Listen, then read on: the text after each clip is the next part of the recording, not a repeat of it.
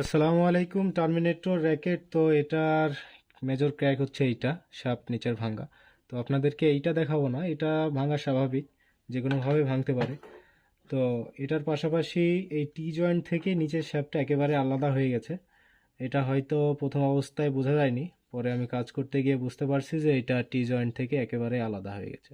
এই যে ভিতর থেকে এটা যেখানে জয়েন্ট দেওয়া হয় নিচের শ্যাফটটা এই টি জয়েন্টে ফ্রেমের সাথে, তো এটাই বেরিয়ে এসছে। তো এটা বেরিয়ে আসার কারণে আপনার এই নিচের এই শাফট সহ এটা হ্যান্ডেলটুকু এইটুকু বাতিল হয়ে গেছে, এটা আর এখানে জয়েন্ট সম্ভব নয়, এটাকে ফেলে দেওয়া লাগবে। আমাকে অন্য একটা র্যাকেট থেকে এই শাফট নিচের শাফটটুকু লাগানো লাগবে। তো লাগানোর পরে এই র্যাকেটটা একেবারে ফুলফিল রিকভার হয়ে যাবে ইনশাল্লাহ। তো এই অবস্থা র্যাকেটটার। তো আমি এটা আমার কাছে প্রথম অবস্থায় এসছে, তো বিষয় না, এটা এটা করে দেব ইনশাল্লাহ, আগের মতোই হয়ে যাবে।